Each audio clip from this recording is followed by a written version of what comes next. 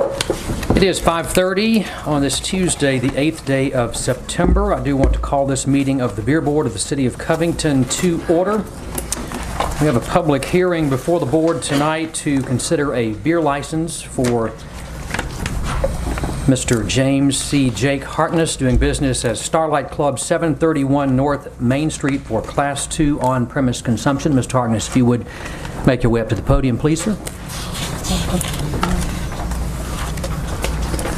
I see that you filled out all of your proper paperwork, and this inspection has been signed off by both our code enforcement officer and our fire inspector. Yes, sir. Alderman Timberlake, any questions for Mr. Harkness? Alderman Timberlake. Like one you checked off here, since you have read and are familiar with the ordinance governing beer and sewer study. Yes, sir. The reason I'm asking that is because they will be checking. Yes, sir, I'm sure. Make sure you got it covered. Yes, sir. I've read it 2 or 3 times, and I'll probably read it again. Okay. Any further questions for Mr. Harkness? Alderman Hadley. Mr. Jakes had one with us before, had 2 of them with us before, and he ran a good place, and we never did have any trouble, I don't believe, with any of his places. And if he said he read it, he read it. And I do appreciate him coming back. Thank you. That's on North Main after the Y. That's the blue building down there going just past here on the left. One we've been having trouble with it. Move to be approved. Second. Motion has been made and seconded. Before we take a vote, I will ask Mr. David Gwynn to approach the podium. There's one caveat, one contingency. I do want to point out, Mr. Gwynn. If you notice that the police chief has not signed off on it as of yet, we are working right now to revamp our way that we do background checks. And we're going to have to set up an account with an agency that will do background checks through the TBI. So until we do that and get that situated, we can't do a background check, and the police chief cannot sign off on it. But he will as soon as he can, and hopefully within this coming week. Thank you. I'd like to amend my motion to make it pending the approval by the police chief. Second. Motion has been made and seconded for approval pending Police Chief Lewis's background check. Any further discussion? Question. Call for question. All those in favor say aye. Aye. Any opposed? Thank you, Mr. Harkness. Thank you. You are approved pending inspection, or pending police chief approval there. I will move on into our regular meeting of the Covington Board of Mayor and Aldermen here on this Tuesday, September the 8th at 5:35 p.m. I will ask everyone in the chamber to please stand. Our invocation will be given tonight by Alderman Jerry Hadley, followed by our Pledge of Allegiance to the flag led by Alderman Mac McGowan. Hey, we pray. Our most gracious Heavenly Father, it is again a pleasure to come before you and ask you to help us do the business of our city. Lord, we need your guidance and help at all times. Lord, we ask you to be with the Brown family and the Barlow family as they continue to try to deal with the loss of their loved ones. Lord, we ask you to be with us, guide us and direct us. These things we ask in Christ's name. Amen. Amen. I pledge allegiance to the flag of the United States of America and to the republic for which it stands, one nation, under God, indivisible, with liberty and justice for all. You may be seated. Item number 4 on our agenda this evening, minutes of the preceding meeting. They're before this board for approval. Those are attached in blue. Move to be approved as printed. Second. Motion has been made and seconded. Any discussion? Hearing none, all those in favor say aye. Aye. Any opposed? Those minutes are approved. Next up, we have our minutes reports. Item number 5, report from committees. We have first up the minutes of the General Welfare Public Safety Committee. Those are attached in white. I will ask the chairman to read those minutes for the public here in the chamber and on television, please. Okay. The General Welfare Public Safety Committee met at City Hall on August 25th, 2015 at 1 p.m. with the following members present: Chairman Mac McGowan, Mayor Justin Hanson, Alderman John Edwards, and William Timberlake. Also present were Alderman Jerry Hadley, Fire Chief Care Officer Mark Heaston, Police Chief Buddy Lewis, and Senior Accountant Kristen Mathis. The meeting was called to order by Chairman Mac McGowan. Police Chief C.D. Buddy Lewis gave information on the USDA contact Clyde Payne with the Community Programs Division. Mr. Payne will be the contact person for any grants we may pursue in constructing a new building for the police department. He also informed the committee that the department has hired 2 new certified patrolmen, Russell Guardian and Ronald Brody. In the light of the minor earthquake the city has experienced this morning, Chairman Mac McGowan asked Chief Lewis if there were plans in place in the event of a major disaster. He stated that there has been a discussion between himself and Fire Chief Michael Nafee in planning and conducting a disaster drill for the city. A motion was made by William Timberlake and seconded by Justin Hanson to accept the report of Police Chief Buddy Lewis. Motion passed. Fire Department Care Officer Mark Heaston reported on the call report for the period of July 28th through August 24th. An apparatus committee has been formed from 6 volunteer members and Chief Nafee that will begin to look at options and manufacturers in the purchase of new fire apparatus. A rope rescue training class was held August 18th through 21st in a confined space rescue class is being conducted this week. Both of these classes, as well as a portion of the overtime pay, will be funded by Unilever. Their support is greatly appreciated. Bids for mold remediation are to be opened this week. Officer Heaston stated that the standard operating procedures for the fire department should be ready for distribution this week. Orientation of the fire department firefighters applicants is set for September 3rd at 7 p.m. at the North Station. The department is still awaiting a response from the labor attorney regarding the legality of the current shift schedule. Members of the fire department participating in the Stop the Violence rally held August 22, 2015 in Frazier Park. The department's strategic planning with MTask was a success, and a final version of the plan will be shared with the committee once it is received. Officer Heaston gave a monthly report on the CARE program. A motion was made by John Edwards and seconded by William Timberlake to accept the report from CARE Officer Mark Heaston. Motion passed. There being no further business, the meeting adjourned at 1:17 p.m. Those minutes are before this board tonight for approval. So moved. Second. Motion has been made and seconded that those minutes of the Public Safety Committee be approved. Any discussion? Hearing none, all those in favor say aye. Aye. Any opposed? Minutes are approved. Next up before us tonight, attached in tan, the minutes of the Covington Municipal Regional Planning Commission. Those are ready for board receipt tonight. I move we receive those minutes. Second.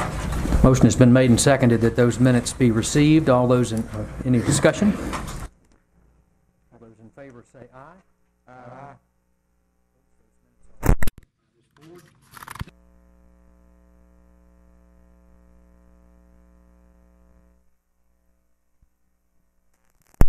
Approved.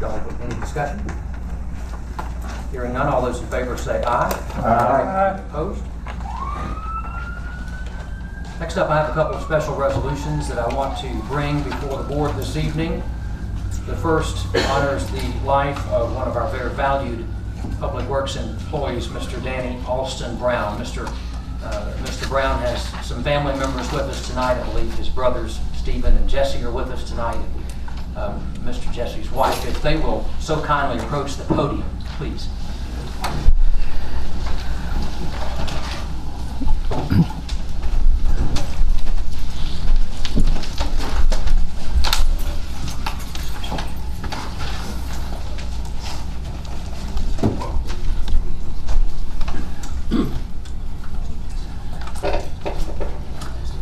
I want to officially read this proclamation before you this evening.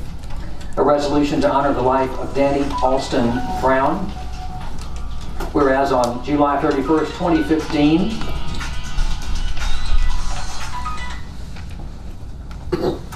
a resolution to honor the life of Danny Alston Brown. Whereas on July 31st, 2015, the City of Covington was saddened to learn of the unexpected death of one of its most valued employees, the late Danny Alston Brown. And whereas Danny Alston Brown was born June 17th, 1955, the son of the late Jesse Brown Sr. and his wife Louise Dahl Alston Brown.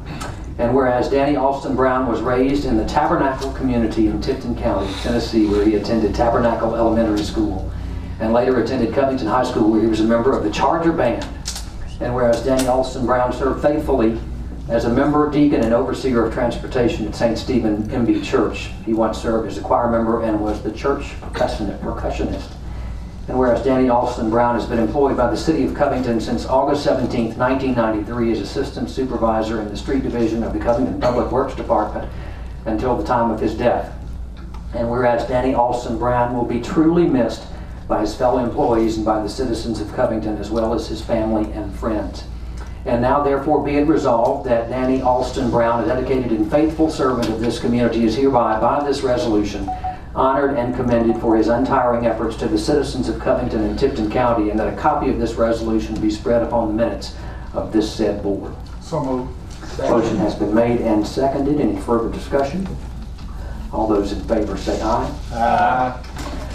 Mr. Jesse, our thoughts have been with you. Thank you. And Thank you very much. Brown family, Mr. Danny's sweet spirit and his smile are greatly missed. And I want to present this officially to you, and you certainly.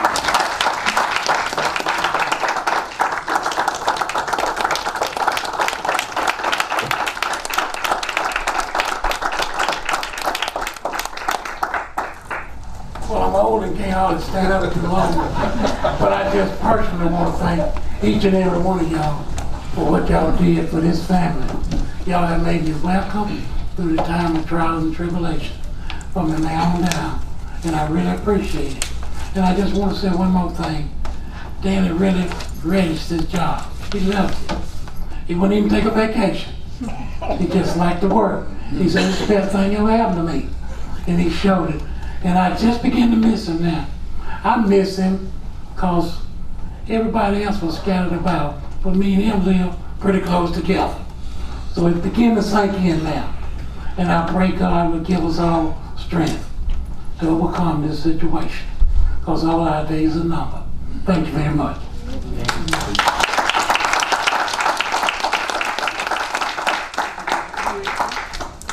At this time, certainly our board members have an opportunity to speak about that. Alderman Edwards. Well, the thing I heard about Danny is you said how he enjoyed his job. Danny always kept a smile on his face. And Danny always found a way to make what needed to happen. And he was the epitome of what we want a city employee to be. And I'm proud to call him a friend, and he will greatly be missed by the city. Thank you. Thank you very much. Anyone else? Alderman McGowan? Yeah, I've known Danny since I was little. I knew Mr. Jesse Sr. Very special people. You know, I ran into Danny periodically, and you know, after the election, being able to see him more often and making those connections and talking with him was really great. I'm very glad to know. I'm very privileged to know Danny. Thank you. Alderman Hadley. Danny Brown and I go back a long way. He, when he came to employment in the city, he worked for the school. He was over at school. He was the bus driver for my 2 kids going to and from school. And they think the world of him, and I did too.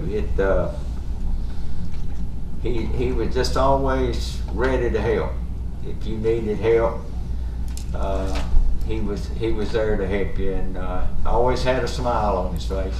If he didn't have a smile on his face, I'd go to the next room, because he's a pretty good sized dog. My family, my whole family, love Danny Brown, and think the world of him, and we'll surely miss him. Anyone else? The Brown family, our prayers are with you. Thank you. We're just a phone call or a visit away. And we do miss Danny so much. I want to invite the family of Reverend Quincy Stephen Barlow to the podium at this time. His wife Sheila is with us tonight, and his son Reverend Quentin Barlow and his daughter Brittany Barlow are with us.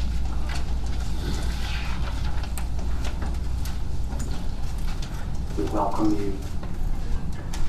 I'll read this resolution for you, Sheila. Resolution to honor the life of Reverend Quincy Stephen Barlow. Whereas Quincy S. Barlow, the son of the late Van Buren Barlow Sr. and his wife Marjorie Watkins Barlow, was born on the 1st of October 1956 in Covington, Tennessee. And whereas Quincy S. Barlow was educated at Fraser Elementary School in Covington and was a 1974 graduate of Covington High School, as well as being a 1977 graduate of the University of Tennessee at Martin. And whereas Quincy S. Barlow has long been involved with the affairs of the local community. As a businessman, he was a third-generation operator of the Barlow Funeral Home, as well as being the executive director of the Delta Human Resources Agency since 2002. Since 1988, he served as a member of the Tipton County Commission representing District Number 1 and served as chairman of the Finance Committee. And whereas Quincy S. Barlow united early in life with Canaan Baptist Church, and in 1992, God called him into the ministry. Since 1997, Reverend Quincy S. Barlow has faithfully served as pastor of the Hickory Grove MB Church in Haywood County. And whereas Quincy S. Barlow departed this life suddenly on Friday night, the 17th of July, 2015, leaving a vacancy that is felt by many in the community. And whereas Quincy S. Barlow is survived by his wife, Sheila Graham Barlow, his son, Reverend Quentin T. Barlow, and his daughter, Brittany J. Barlow, his 2 grandchildren, Peyton Cole Barlow and Quincy Paul Barlow, and 1 sister, Edith Barlow White.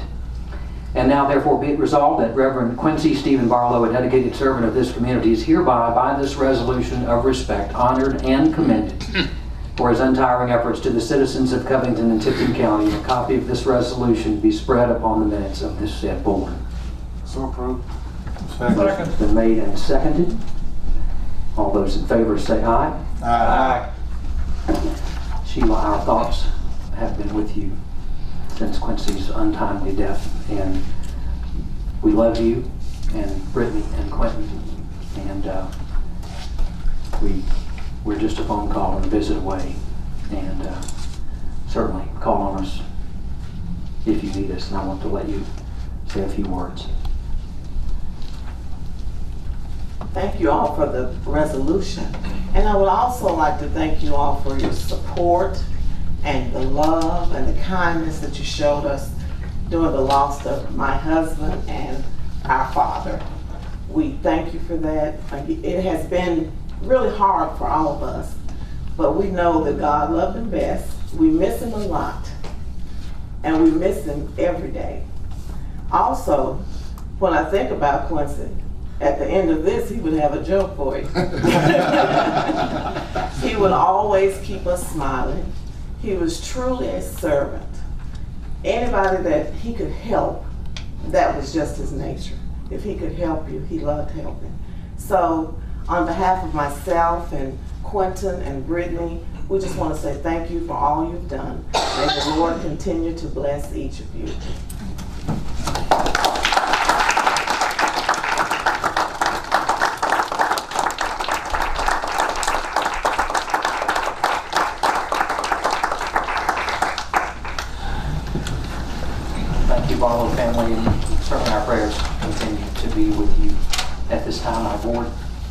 has a chance to reflect on Quincy's life. Alderman Edmonds. Well, I could take the rest of the night talking about Quincy. But Quincy was a friend of me, and he had grown to be like a brother to me. And the thing that gets me about the way that Quincy was, we would talk frequently. And it was after his transition that I thought about what an important man that he was. But just in the day-to-day conversation, you didn't get it. You know, it was like last year that he actually told me that he supervised more than 90 people at Delta Human Resources. But, you know, you didn't get that, and he never had the attitude. He was just Quincy. And there'll be a void there. Because Quincy, I thought about it as far as anybody in this county being able to help so many people through all the organizations that he was affiliated with. I don't know if anybody ever be able to replace him. And one story I just want to share with y'all quickly. There was a person I talked to that had an issue. And you know, me being, at the time I was vice mayor, so I'm on top of things. So I tried to get this issue taken care of, and after about 8 hours, I called Quincy and asked him, do you know anything we can do about this? In a half hour, everything was fixed. But that's the kind of man he was. He helped a whole lot of people. And as I told the family, if people helped you all as much as he helped them, y'all never have to work a day in your life. Thank you. Thank you. Anyone else? Alderman Hadley. We worked with Quincy through the city, and I knew him, but I didn't really know him till we dealt with politics together. And I don't know how the county's going to work. He did so much behind the scenes that you just really don't know, you know, what all that he did. Like John said, I mean, you could go with a problem and go to him, and it'll get worked out if it was workable. And we really gonna miss him, and I think the county's gonna miss him, and all the citizens of Covington gonna miss him. Alderman McGowan. I really did not know Reverend Barlow that well. He was always friendly. I know when I was around the APs or whatever, he'd always come up and speak to me and whatever. And then after a little bit, I finally realized he thought I was Jeff Huffman.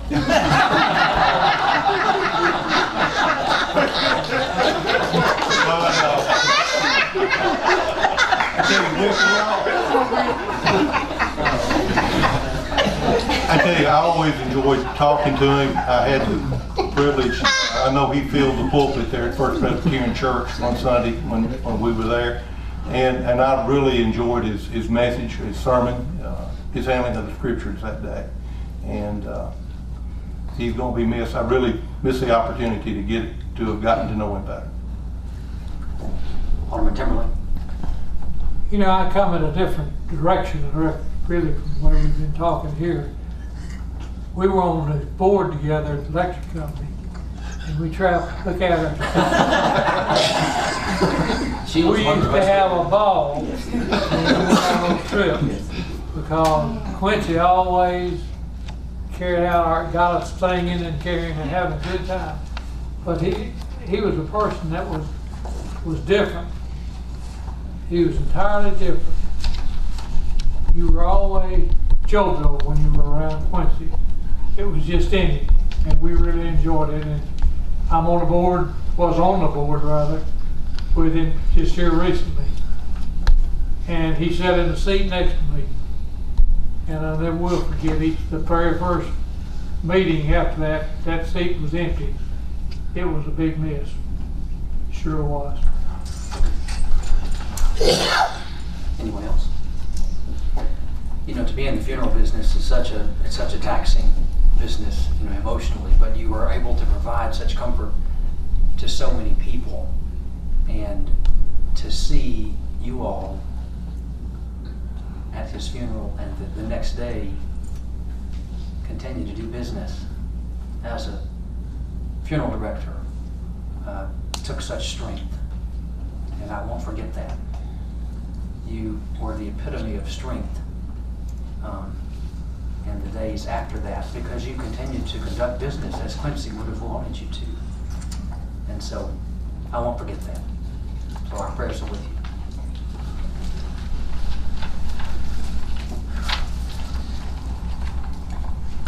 I have one more item to bring before the board this evening. Mr. Robert Lee came to see me in the office about a request to use Anderson Park for a softball tournament October 10th and 11th. The proceeds from this tournament will go to help his daughter who has cancer. And so I wanted to come before the board this evening. If approved, I would work with our Parks and Rec director and our public works officials to get the field as it needs to be. And I just wanted to bring this before the board this evening. Again, that is I believe it's a Friday and Saturday, somewhere 10th and 11th. Second. Motion has been made and seconded. Any discussion? All those in favor say aye. Aye. Any opposed? I will let Mr. Lee know tomorrow. Thank you. Item number 9 on our agenda, report from Reporter Treasurer Tina Dunn. I have no report. Report item number 10, report from our city attorney, Mr. T.D. Forster.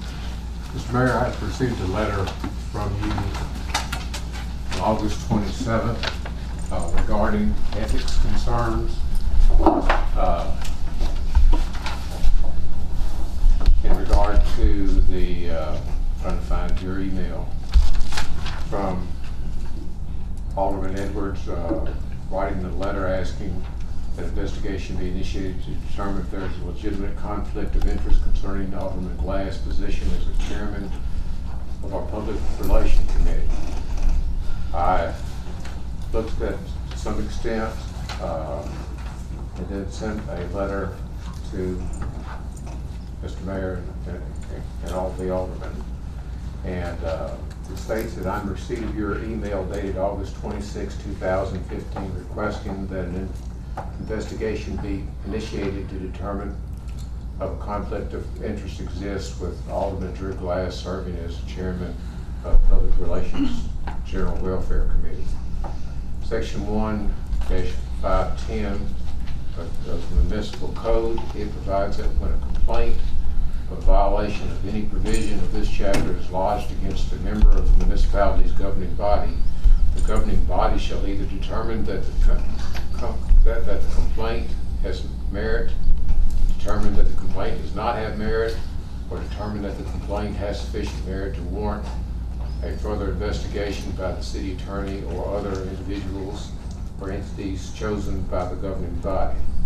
In response thereto, in this letter, it says as follows: therefore, it's my opinion pursuant to our municipal code that I do not have authority to investigate potential violations of our code of ethics by a member of the governing body until the board or mayor and aldermen authorize me to do so. Upon said investigation is forthcoming, that the municipal code gives me the authority as a city attorney to investigate alleged violations of the code of ethics and other applicable state laws and render an oral or written opinion. So I believe it's on you gentlemen's decision of what to do. The problem that I have, I can't have one come by himself to make these decisions. I can't make them. So that's something y'all have to deal with. Thank you, Mr. Forster. What is the will of this board?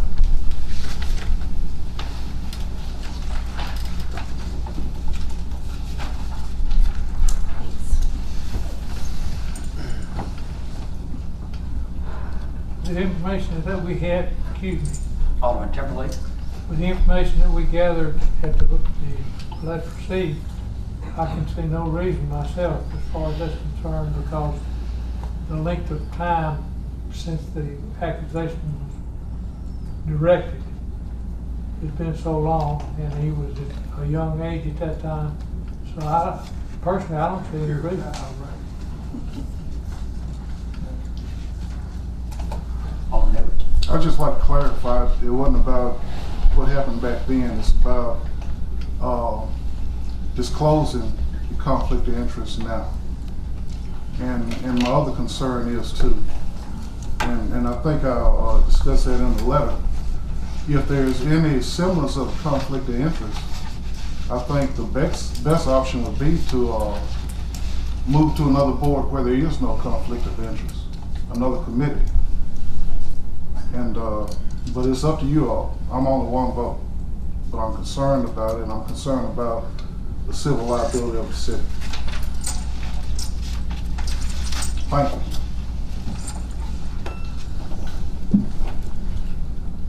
Alderman McGowan. After reading the file, I don't see any merit to the complaint. I saw nothing in there that basically meant that he was fired at that time. I don't see that we spend more money. Potential conflicts, I don't think he knew of the conflict. The only way, I guess, to be sure that you don't have a conflict with someone in the city in that same standpoint is that you never worked for the city before and hold elected office. So I don't think that I see merit justifying the expense of the investigation. Alderman Hadley. I'm like the other two gentlemen, and I understand where John's coming from, but this happened a long time ago, and I don't believe if we look at ourselves, we have done something that we might not might be considered a conflict of interest today, but when you've been around so long, and it's been such a long time, it's hard to see. I just don't see any merit to the further investigation myself, along with the other three gentlemen. Alderman Edwards. I'd just like to say I've voiced my concerns, and I understand y'all's opinion, but like I said, my opinion is just a little bit different, and I'd like to say my point of view. If any of you came to me and said that, I think it's a conflict of interest for you to be on Public Works, I would gladly move to another committee in the best interest of the city, because there's no committee that I think is more important than the city's best interest. But I mean, if y'all feel that way, I won't explore it. I don't feel comfortable with it, but if you all feel comfortable with it, the majority rules. Thank you. Any further discussion on this matter? Hearing none, moving on to old business, item number 11, ordinance 1671. This is our gas ordinance. We are up for third and final reading on this gas ordinance 1671. It has come before the board twice. Before we take a vote on the ordinance, I do want to open it up at this time to our public hearing. I move the Alderman Hadley, we're in the middle of a public hearing at this time. Before we open it up to a vote. No second. I was going to tell you that we cease the public hearing and pass the ordinance on first reading. Public hearing, unless there's somebody out here I didn't see. Seeing no one step forward at this time, I will. This public hearing is now ceased, and at this point, this third and final reading of this gas ordinance 1671 is before this board for approval tonight. So moved. Second. Motion has been made and seconded. Any further discussion? Hearing none, all those in favor say aye. Roll call. Oh, excuse me. Thank you, Alderman Edwards. Roll call. Comptroller Dunn, please. Alderman Glass. Aye. Alderman Hadley. Aye. Alderman Edwards. Aye. Alderman McGowan. Aye. Alderman Timberlake. Aye. 5 ayes. 5 ayes. Ordinance 1671 is adopted. Item number 12, new business bills over and under $250 ready for board approval attached in yellow. Move we pay our bill. Motion has been made and seconded that our bills be paid. Any discussion? Hearing none, all those in favor say aye. Aye. Any opposed? And here at 6:25, do I have a motion we adjourn our meeting? Motion adjourned. Motion